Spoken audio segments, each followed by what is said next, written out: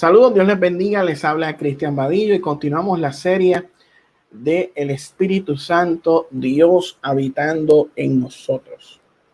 Y vamos para el tercer argumento que utilizan los pentecostales para decir que el bautismo con el Espíritu Santo es una segunda bendición posterior a la conversión. Este argumento dice que en la casa de Cornelio la evidencia del recibimiento del Espíritu Santo fue el hablar en lenguas.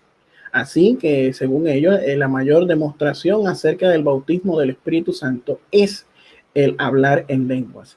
Quien recibió, habla en lenguas. Y esto porque cuando la palabra fue aceptada en la casa de Cornelio, ellos interrumpieron la predicación hablando en lenguas y profetizando. Un acontecimiento maravilloso que podemos ver en Hechos capítulo 10, versículo 44 al 45. ¿Mas será esto lo que la Escritura enseña? La evidencia de quien recibió el bautismo con el Espíritu Santo es el hablar en lenguas. ¿Cuál es la respuesta que se le puede dar a esto?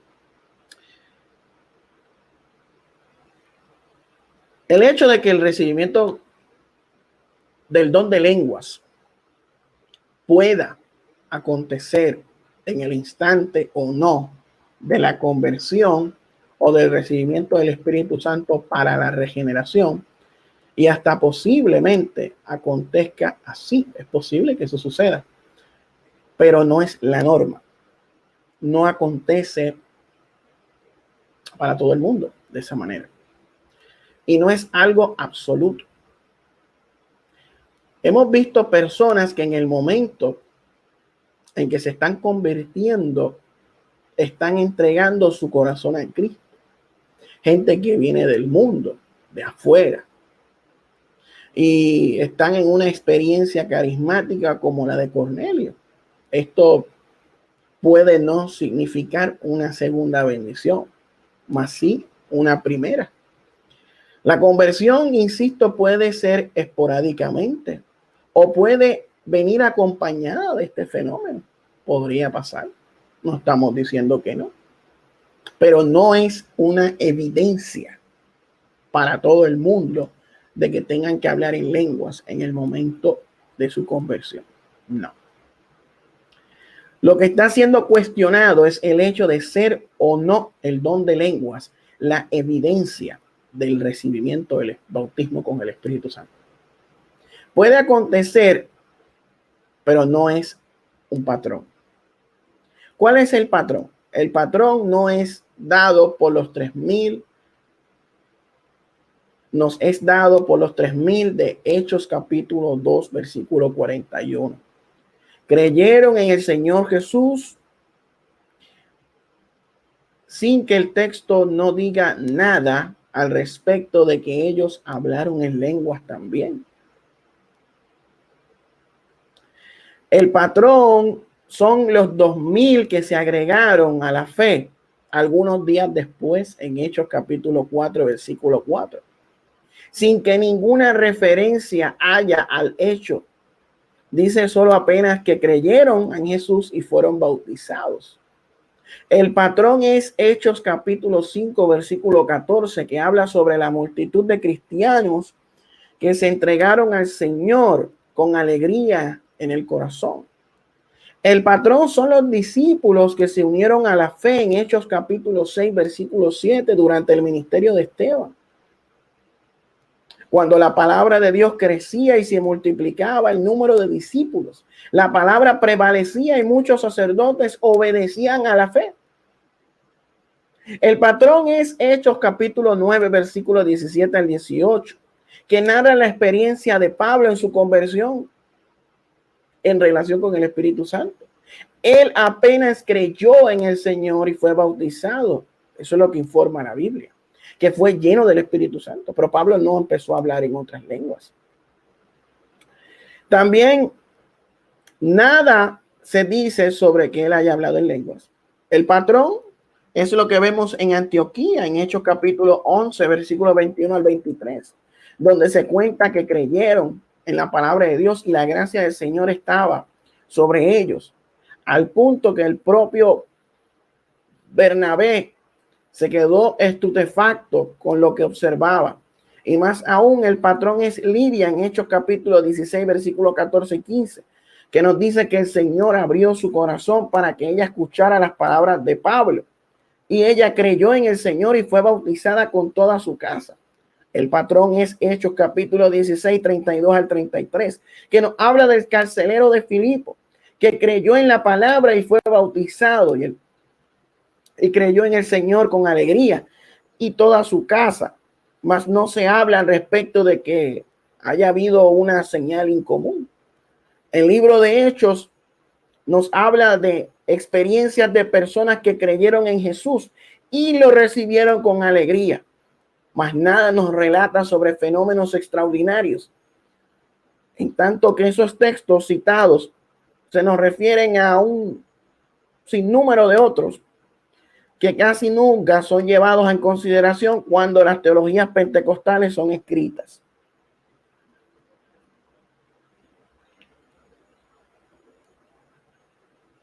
Es así que la doctrina es erigida sobre 1, 2 o 3 versículos aquí y allí, que no son norma, apenas excepciones, no absolutizan nada, muestran tan solamente lo que el Espíritu es libre y soberano para obrar como Él quiere.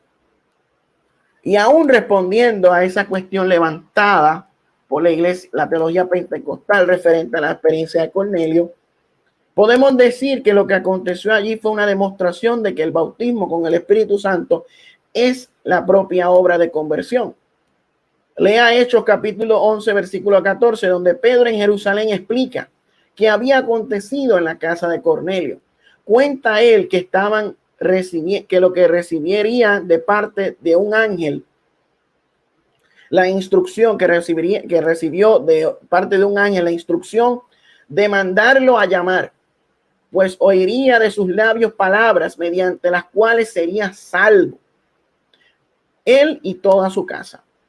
Cornelio tenía obras, piedad, liturgia y una serie de cosas, mas no era salvo. Fue esto lo que Pedro dice que aconteció entonces en la casa de Cornelio. Entonces, a veces la equivocación es esta: juzgar que Cornelio ya era cristiano y que Pedro fue apenas allá para concederle la segunda bendición. Ese es el error que cometen los pentecostales.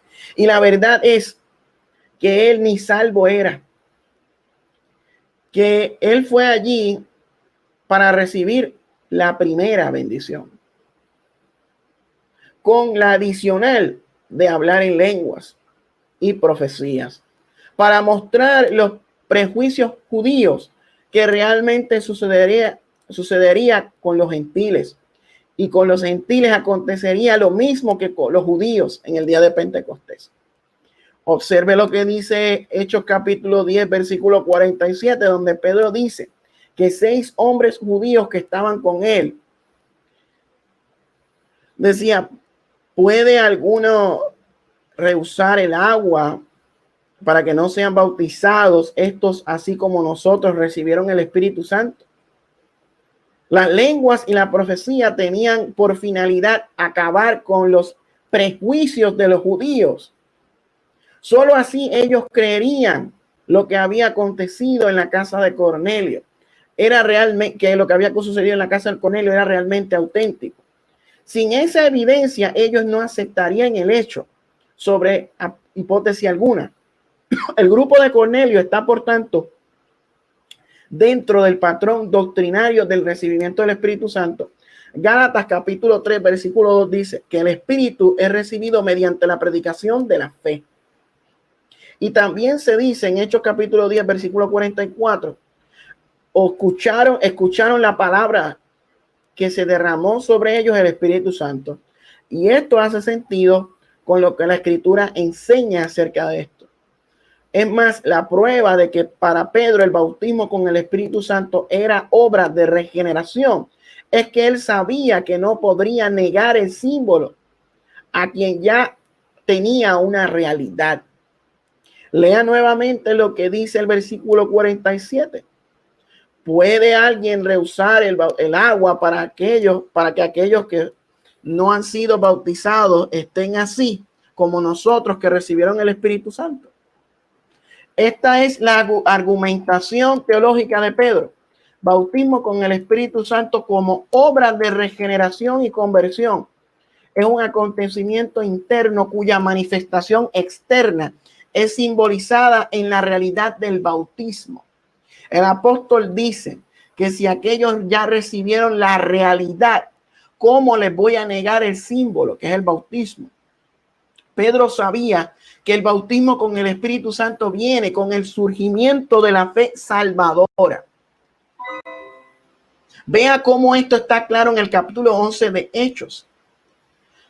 En el versículo 16, 17 y 18, Pedro predicando en Jerusalén y explicando lo que aconteció en la casa de Cornelio.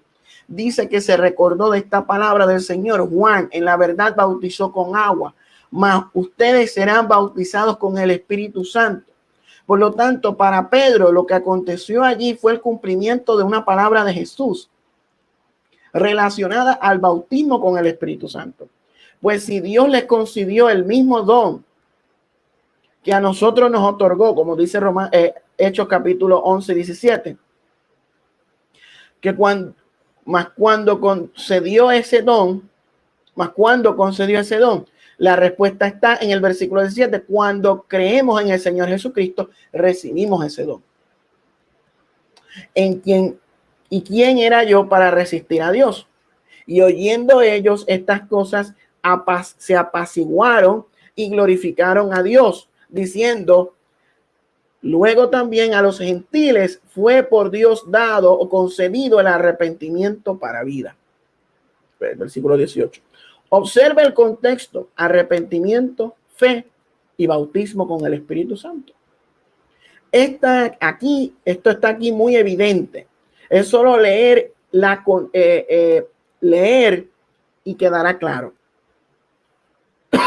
Podemos leer de abajo para encima, hacia arriba, porque al presente del texto viene el efecto por una causa. Hay un efecto y una causa. Tenemos que ir de la causa para el efecto. Arrepentimiento para vida cuando creen en el Señor Jesús y recibieron el bautismo con el Espíritu Santo en esa misma hora. También no es sabio decir que hubo una diferencia entre el grupo de Cornelio y las conversiones normales, apenas en razón de las lenguas y profecías, como si eso les confiriese una especie de segunda bendición. Si así fuera, tendríamos que negar la experiencia inicial de Pablo con el Espíritu Santo sin lenguas y sin profecía, sin cosa alguna. Y bien verdad que él se tornó después a hablar en lenguas espirituales, en hablar en lenguas, escribiendo a los Corintios, doy gracias a Dios porque hablo en otras lenguas, no todo más que todos ustedes, hablo en lenguas más que todos ustedes, como dice 1 Corintios 14, 18, mas en el día en que recibió la plenitud del Espíritu Santo, conforme a lo que dice Hechos capítulo 9, versículo 17, cuando Ananías impuso sus manos sobre él, diciendo, el Señor me envió para que recuperaras la vista y seas lleno del Espíritu Santo, él fue bautizado, comió y se sintió fortalecido, y no se dice nada más acerca de lenguas o profecía. Ciertamente, si hubiera acontecido, Lucas no habría perdido la oportunidad de hacer mención de ese hecho, visto que en todas las ocasiones en que hubo ese fenómeno, él lo registró.